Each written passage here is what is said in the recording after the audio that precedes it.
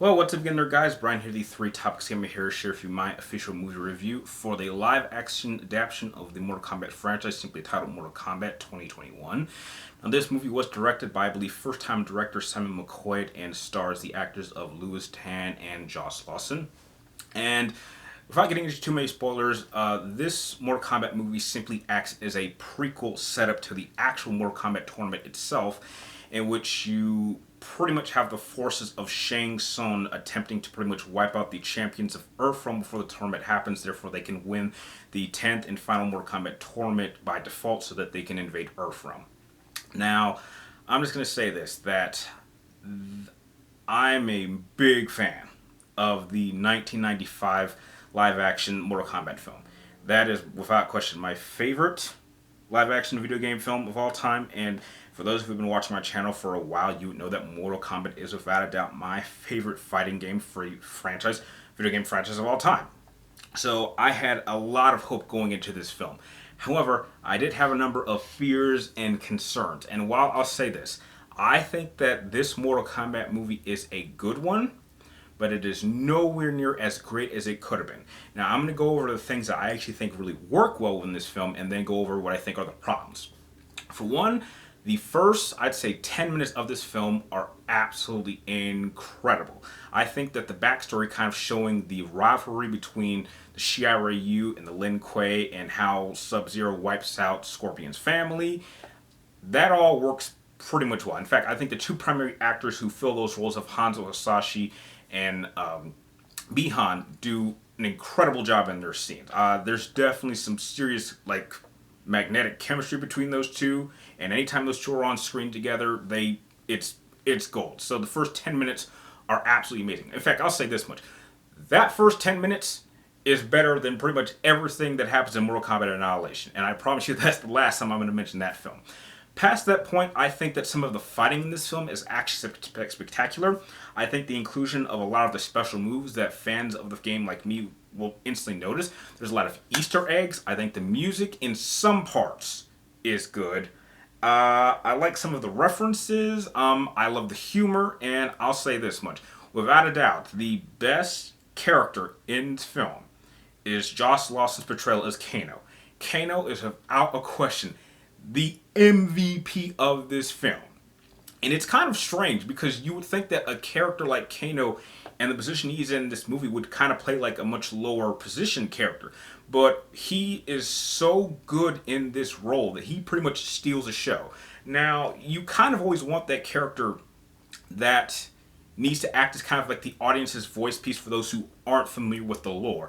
And Kano does that role. He's the one who has the best lines, he says the best jokes, he has the best personality, even though he's pretty much like an asshole of a character, and a murderer, and a thief, and a traitor, and all that stuff. But he's the one who's looking at all this craziness and just recognizes it. Because trust me, even as a fan of Mortal Kombat, I recognize just how ridiculous a lot of this is. And he is the first one to openly acknowledge it and say it in a way that, as an audience member and as a fan, you cannot help but just love this character. So there's no question that anyone who goes to see this film is going to end up almost rooting for Kano by the end, which I was surprised about. Another thing I also really did enjoy is kind of the time that they spent in terms of trying to explain things about the lore. I don't think this is going to work very well with audience members, but I think that for me, who actually knew the backstory to a lot of these characters and how things are actually working, and even certain mentions and ideas that even I wasn't expecting, I found that quite enjoyable. So overall, by the end, I did end up having a good time with this film.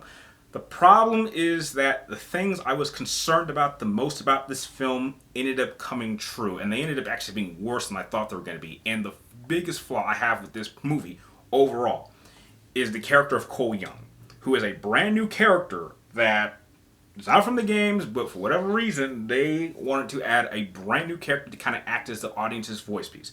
The problem is this. Louis Tan, as an actor, I'm sure he's a really, really nice guy, but he is not a good leading man. He doesn't have the charisma or the magnetic draw that he needs as a character to make you want to get behind him, because everything about his character is so bland. He is, without question, probably the single most boring character I have ever seen affiliated with the Mortal Kombat franchise. I'm not kidding. There is nothing to his character, and quite literally, the only reason he is here, in a practical sense, is act as a plot device. Because you need him in order to bring another character to fight another character. Now, for those of you guys that can kind of put one and two together, can probably know what I'm saying, because a lot of theories about why this character is connected to another important character are all true. But that is really the only reason why he is here. Now, they try to make him seem a little bit more sympathetic because apparently he's a UFC fighter who was a champion at one point, and he's got a wife and kid, and so you want to root for him, but that's not enough to make him even interesting at all. Another thing that I also didn't like was some of the usefulness of the characters. All of the Mortal Kombat characters, all of them outside of Kano, are not fully realized. They're just sort of thrown in and not given much of a purpose. I mean, you've got Sonya and Jax and Liu Kang and Kung Lao on one side, and they're just sort of there, but they're not really given much of a backstory. I think you have like one scene with Liu Kang where he kind of explains where he came from and his relationship with Kung Lao, and you get like 2 minutes of that, and that is it. And on the villain side, they're just... You really could have switched them out with anyone. Outside of Sub-Zero, you're not given anything. Like, they're just thrown in. You could have switched them out with any other characters. And the fact that they picked certain characters that they could have done so much more, especially Melina, who I would even say these villains barely have any lines. And before you know it, they're just killed off. Spoiler alert, which I'll let you guys know.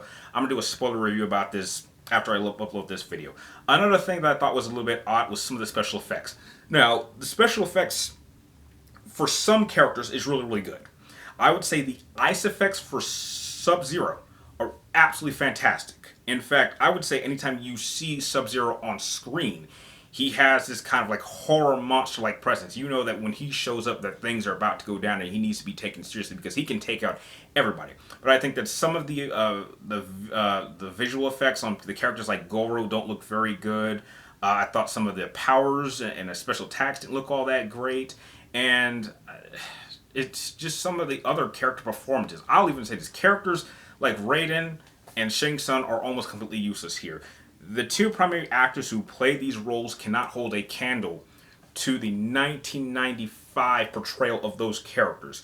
Shang Tsung and Raiden here are just so bland. It's almost disrespectful to the characters because these characters are so big and important to the lore. And yet they're just kind of there to do such little. In some characters, I'm asking, why didn't you do something? Or where the heck were you? I was asking these questions. And look, I was not expecting a movie that is supposed to be like a Christopher Nolan film that's so thought-provoking. But I'm just thinking for something that at least works within the fabric of its own logic that it is trying to set up. And another thing that I really didn't like was the inclusion of the whole Arcana arc. Pretty much the whole Arcana arc is pretty much like if you have like one of these dragon marks that means you're a chosen one, then you have access to a special power. And I didn't really like that because they pretty much established saying, oh, if you don't have an Arcana, you're pretty much useless and you can't help. And I didn't like that because some of the better characters, I would even say, in terms of the gameplay and some of the later games, I would say some of the better technical characters to play as in the games are actually characters that don't have powers. So you have characters like Sonya and Jax, who their advantage is that they rely on their technology. They rely on tech along with their pure natural fighting skills. And I think that that really could have been a very good message for the game or for the movie and show that, heck, I may not have these powers, but I want to defend my realm. I have this technology. I mean, that's why Earthrealm is so valuable, is because we're so technologically advanced and we can do all this stuff. And so how they explain certain powers I thought was silly, and I just don't think it works. Now, it's not a complete disaster show, because I think that if you are a fan, there's a lot about this film that you are going to like. But if you're a casual viewer, I think you're going to get very, very lost very, very quickly. Things aren't going to get explained, and it's almost like a very, very boring film, despite the fact that this movie is longer than the other Mortal Kombat films. It's actually shocking how fast-paced this movie is, and it never really has much time to breathe.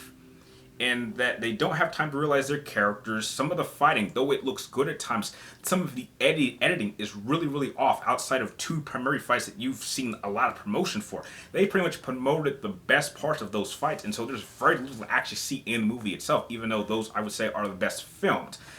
And overall, I think that while I would like to see another movie, I just don't think that this movie overall hit the proper balance that you need for a movie like this. You need to make a movie in which you can please the fans, but you need to make a movie that if you don't know anything about this franchise, you need to be able to explain it in a way that they can get attached to. And I do not think that this film does it in that sense. So while if you are a fan, you will certainly have a much better time with this film. But if you're not, I just have a hard time believing that you'll walk out enjoying this film. So overall, if I had to give Mortal Kombat 2021 a rating, I'm going to have to give it a B-. So those are my thoughts on Mortal Kombat 2021. If you happen to see this film as well, I would like to hear your guys' thoughts in the comments down below. And if you like this review, please do not forget to give this video a thumbs up, and don't forget to subscribe to keep track of me and all my future video projects. And stay tuned, because I am going to do a follow-up spoiler review of this movie afterwards. So, like always, thank you guys for watching. You're awesome, and I will see you next time.